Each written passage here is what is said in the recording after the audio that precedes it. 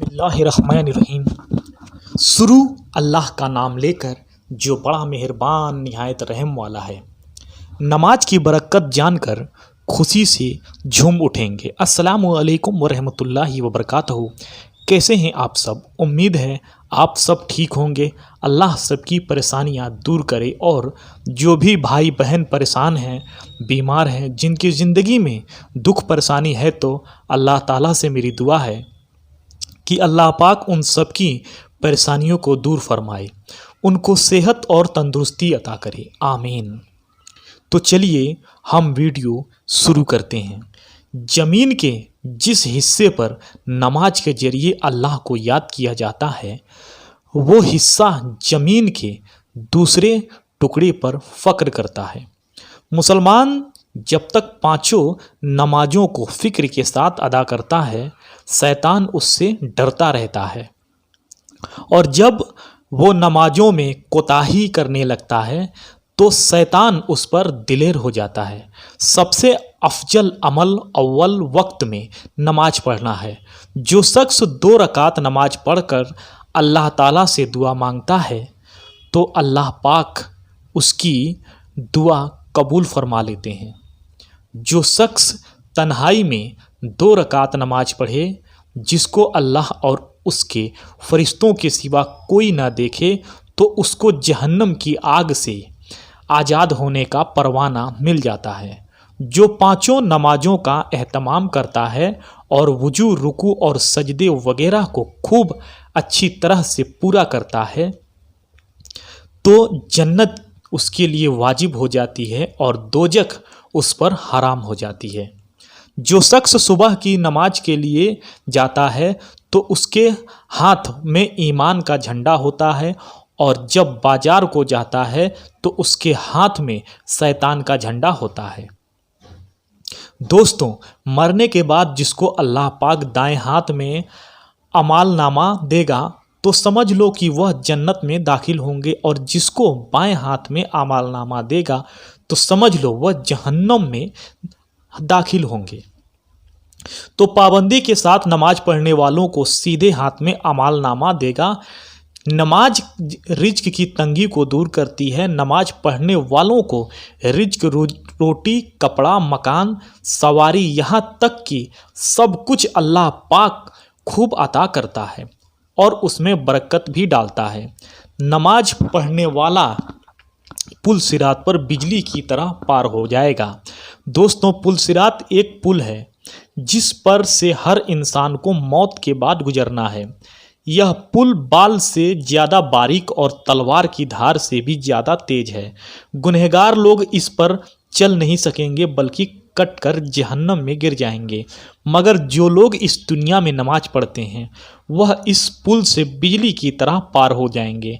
नमाज कब्र की अजाब से हिफाजत करती है। दोस्तों, अगर दुनिया में किसी ने गुनाह किया है तो उसको कब्र में ही अजाब शुरू हो जाता है।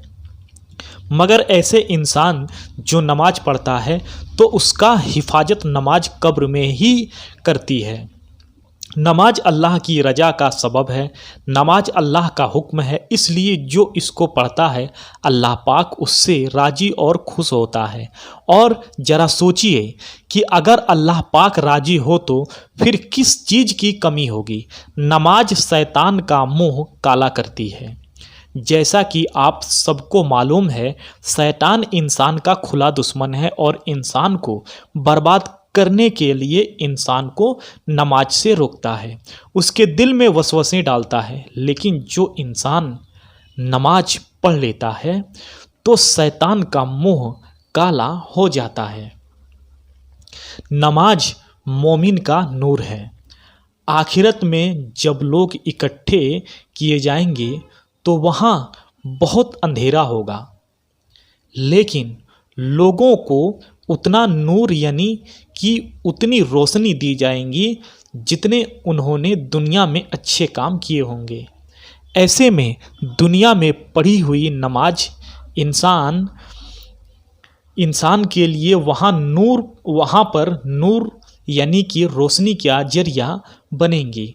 नमाज जन्नत की कुंजी है। जैसा सर का दर्जा जिस्म में है वैसे ही दिन का दर्जा नमाज में है। मतलब कि सारी इबादतों में नमाज ही सबसे ऊपर है।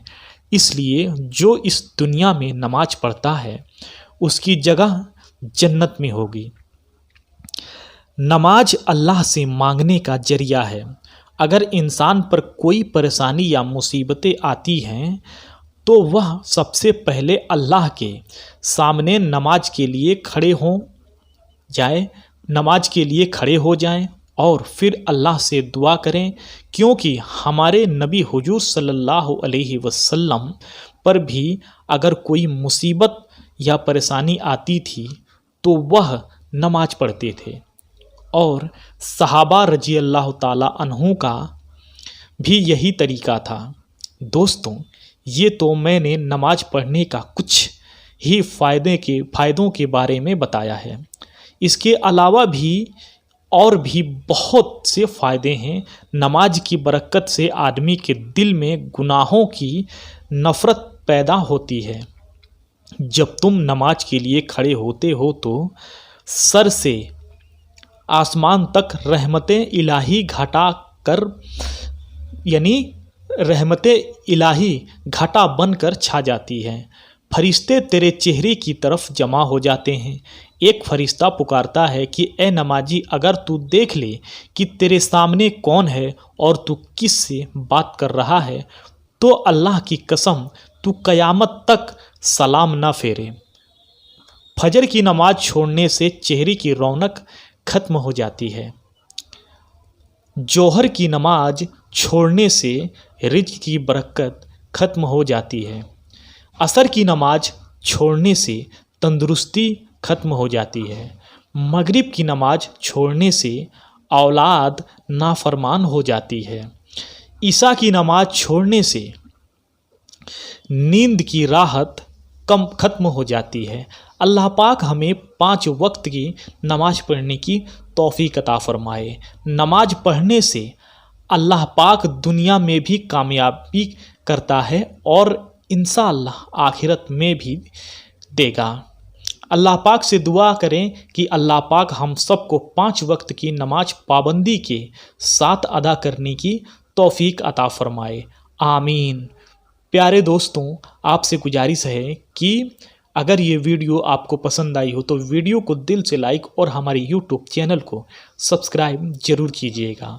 तो मौला ताला से दुआ है कि मौला ताला हमें कहने और सुनने से ज़्यादा इस बात पर अमल करने की तौफीक अता फरमाए। आमीन सुम आमीन। ला इलाहा इल्लल्लाह मुहम्मदुर रसूलुल्लाह सल्लल्लाहु तआला अलैहि वसल्लम। खुदा हाफिज।